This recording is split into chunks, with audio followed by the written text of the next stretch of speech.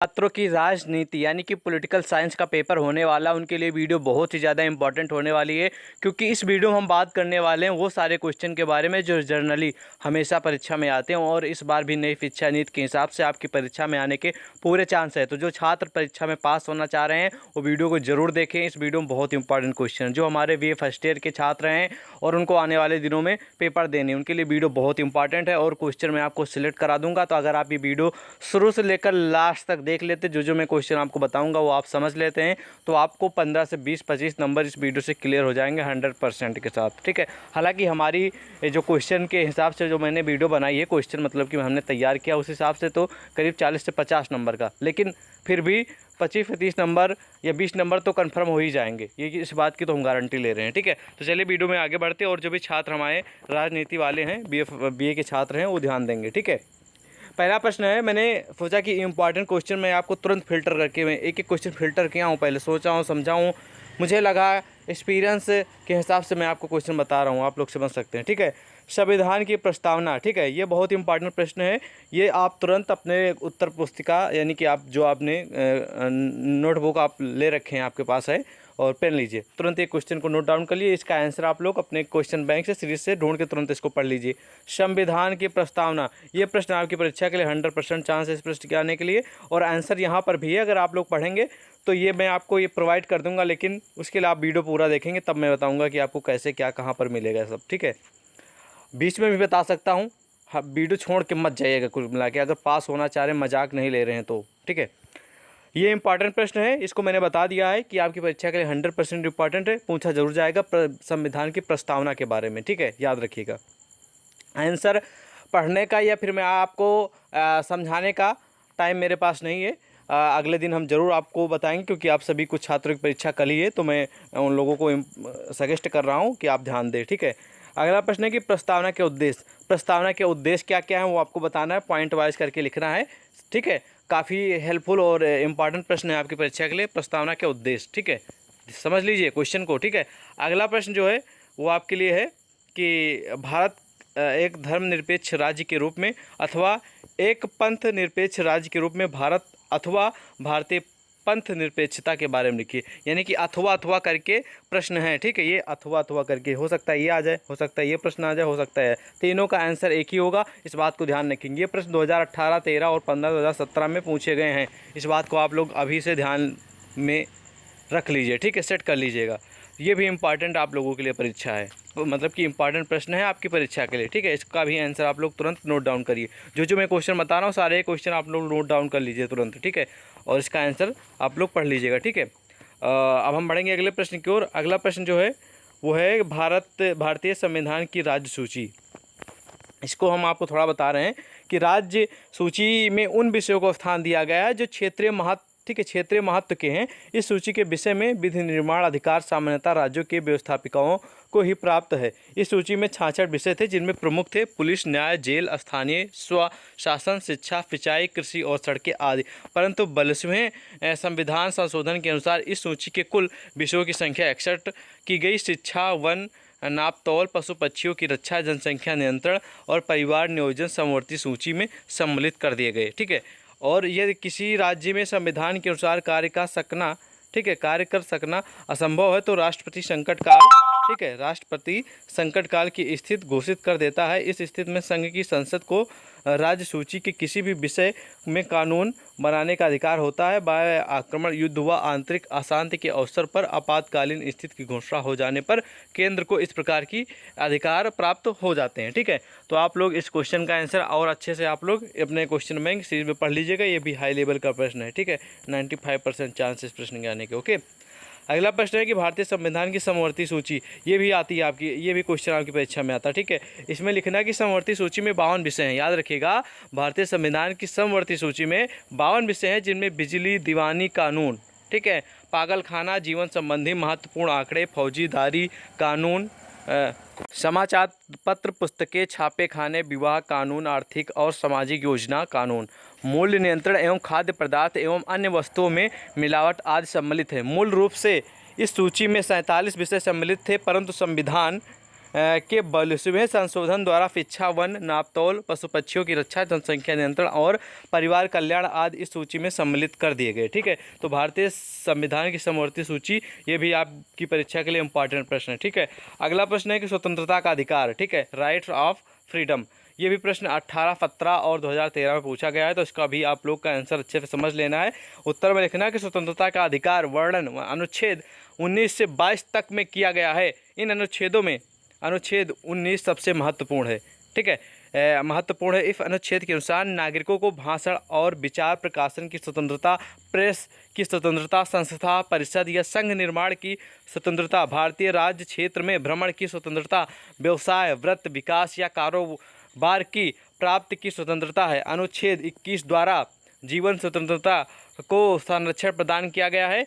इसमें लिखा है किसी व्यक्ति को अपने प्राण अथवा दैनिक स्वाधीनता की विधि द्वारा स्थापित प्रक्रिया को छोड़कर अन्य प्रकार से वंचित न किया जाएगा। अनुच्छेद 22 बंदीकरण है। ठीक है, अनुच्छेद 22 बंदीकरण और नज़रबंदी से बचाव के संबंध में है। इस प्रकार हम देखते हैं कि भारतीय संविधान में ठीक है, और यहाँ पर कुछ पॉइंट है, भारतीय नागरिकों को बहुत अधिक स्वतंत्रता प्रदान की, परंतु इस स्वतंत्रता जो स्वतंत्रता के अर्थ स्वच्छता नहीं है। ठीक है, यही कारण है कि भारतीय संविधान में नागरिकों को जहां स्वतंत्रता का अधिकार दिया गया है, वहीं दूसरी ओर उन पर कुछ प्रतिबंध भी लगाए गए हैं। ठीक है, तो इस प्रकार आपको इसका परिभाषा देनी है। अगला प्रश्न जो है वो है अभिव्यक्ति की स्वतंत्रता। ठीक है, फ्रीडम ऑफ, ठीक है, एक्सप्रेशंस, तो ये भी इम्पॉर्टेंट है आपकी परीक्षा के लिए, ये भी आप लोग पढ़ लीजिएगा। ठीक है, इसका आंसर अच्छे से। अगला प्रश्न है कि संवैधानिक उपचारों का अधिकार। ठीक है, ये भी हाई लेवल का प्रश्न है, संवैधानिक से जुड़ा क्वेश्चन आपकी परीक्षा में 99% पूछा जाएगा, इस बात को ध्यान रखेंगे, अभी से मैं बोल रहा हूँ। ठीक है, इसका भी आंसर आप लोग क्वेश्चन तुरंत नोट डाउन करिए और इसका आंसर आप लोग सीरीज या क्वेश्चन बैंक में पढ़ लीजिएगा आसानी से। ठीक है, बहुत ही हाई लेवल का प्रश्न है। बढ़ेंगे अगले प्रश्न की ओर। अगला प्रश्न जो है आप लोगों के समझते हैं कि उपराष्ट्रपति यानी कि वाइस प्रेसिडेंट अथवा भारत का उपराष्ट्रपति, ठीक है, ये जो प्रश्न है वो 12, 9, 10, ठीक है, 9, 14, 15 इन सनों में पूछा गया। तो इसका आंसर लिखना है संविधान के अनुच्छेद 63 के अनुसार भारत के उपराष्ट्रपति के पद की व्यवस्था की गई है। या व्यवस्था इसलिए की गई है कि अनेक ऐसे अवसर आ सकते हैं, ठीक है, जबकि राष्ट्रपति कुछ समय के लिए अपना कार्यभार न संभाल पाए। भारतीय संविधान के अनुसार उपराष्ट्रपति का चुनाव भारतीय संसद के संयुक्त अधिवेशन के अनुपातिक प्रतिनिधित्व पद्धति के अनुसार एकल संक्रमणीय मत द्वारा होता है। उपराष्ट्रपति का कार्यकाल 5 वर्ष होता है, परंतु एक निश्चित प्रक्रिया के द्वारा उसे बीच में भी हटाया जा सकता है। तो इस प्रकार इसकी सिंपल परिभाषा आपको मैंने बताई और इसके बारे में और भी डिटेल में अच्छे से पढ़ लीजिएगा। हो सकता है ये प्रश्न आपके लघु उत्तरीय में आ जाए, विस्तृत उत्तरीय में आ जाएगा, तो उसमें तो आप लोगों को कम से कम 200 से 500 शब्दों में लिखना होगा, क्योंकि 200 शब्द आपके 200 या 300 शब्द आपके लघु उत्तरीय में चलेंगे और 500 शब्द का क्वेश्चन आ गया तो आपको इसका आंसर 5 शब्दों में देना होगा, क्योंकि विस्तृत उत्तरीय में आ गया तो। ठीक है, इस बात को ध्यान रखेंगे। जो क्वेश्चन बता रहा हूँ अगर आप इनको अच्छे से पढ़ के जाएंगे तो आपके 20 से 25 नंबर 100% कहीं नहीं जाने वाले हैं। ओके, अगला प्रश्न है कि उपराष्ट्रपति की शक्तियाँ बताइए। तो उस राष्ट्रपति की जो शक्तियाँ हैं उसके बारे में आपको बताना है। थोड़ा हम समझते हैं। लिखा है कि उपराष्ट्रपति के कार्यों अथवा अधिकारों के, फिर से पढ़ लेते हैं, उपराष्ट्रपति के कार्यों अथवा अधिकारों को 2 कोटियों में विभाजित किया जा सकता है। राज्यसभा की अध्यक्षता का कार्य राष्ट्रपति द्वारा किया जाता है।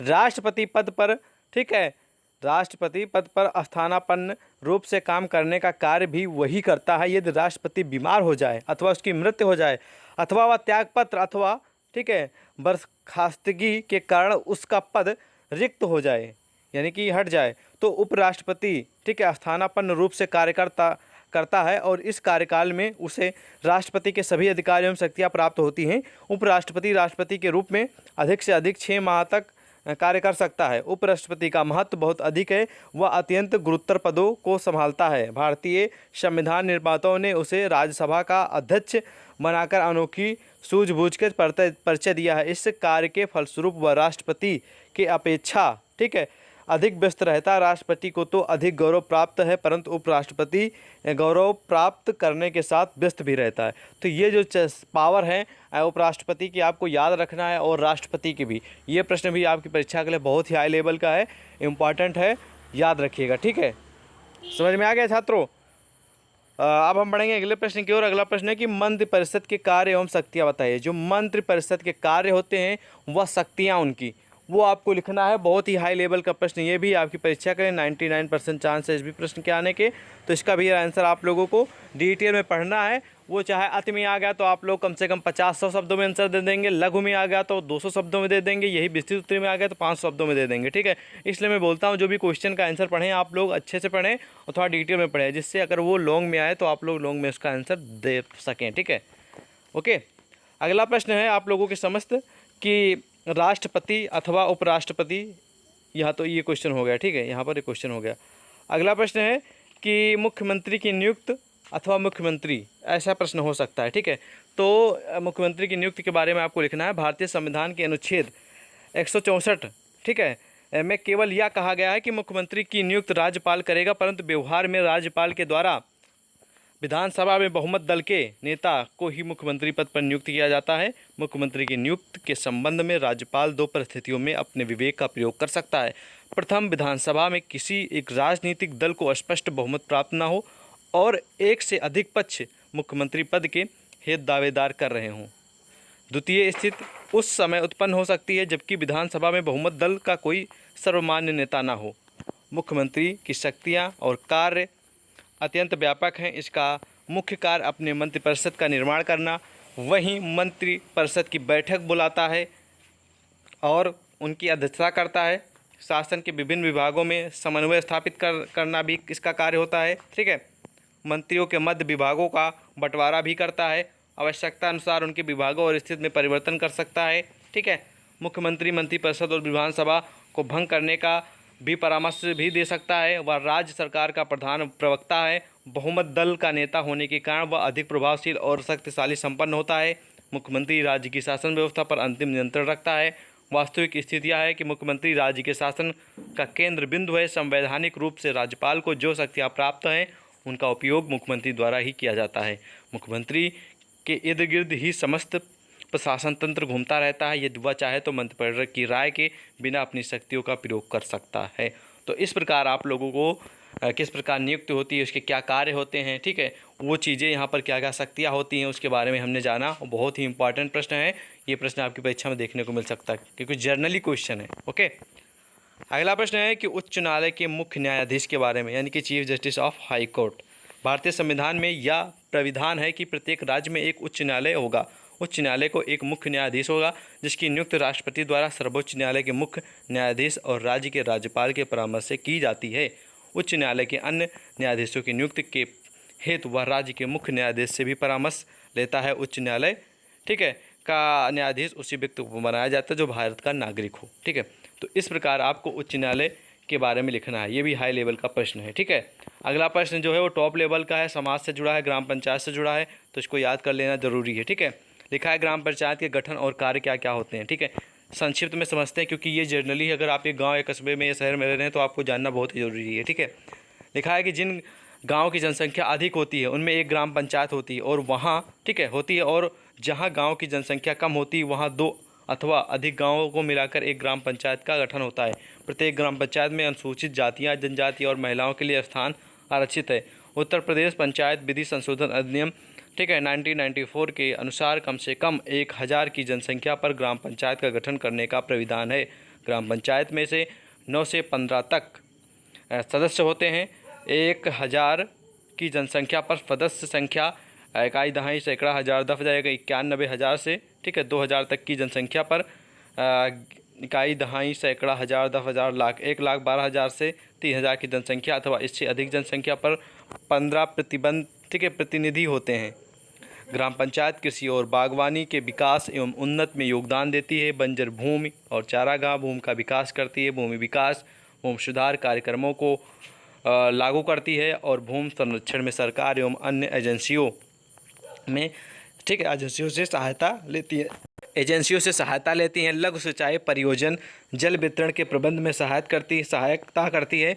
पशुपालन, दुग्ध उद्योग, मुर्गी पालन आदि को बढ़ावा देती है। मछली पालन के विकास में सहायता करती है। सड़कों और सार्वजनिक भूमि के किनारे वृक्षारोपण की व्यवस्था करती है। लघु उद्योग के विकास में सहायता करती है, ठीक है, स्थानीय ठीक है बाज़ारों में उन्नत का प्रयास करती है, कृषि और कुटीर उद्योग के विकास में सहायता करती है और ग्रामीण क्षेत्रों में कुटीर उद्योग को प्रोत्साहन देती है। तो ये रहे मुख्य कार्य और उनकी कुछ पावर और उनका गठन, इसके बारे में इसका परिचय। अगर इसी तरह आप लोग परीक्षा में भी लिख देंगे तो आपको पूरे नंबर मिल जाएंगे। ये जो सारे क्वेश्चन इनका आंसर आप अच्छे से पढ़ के जाएंगे तो मैंने आपको बता दिया कितने नंबर आपको मिलेंगे। इसी तरह अगर आप और भी सब्जेक्ट के क्वेश्चन चाहते हैं तो कमेंट में बताइए। हम आपको मिलते हैं अगले वीडियो में, तब तक के लिए जय हिंद।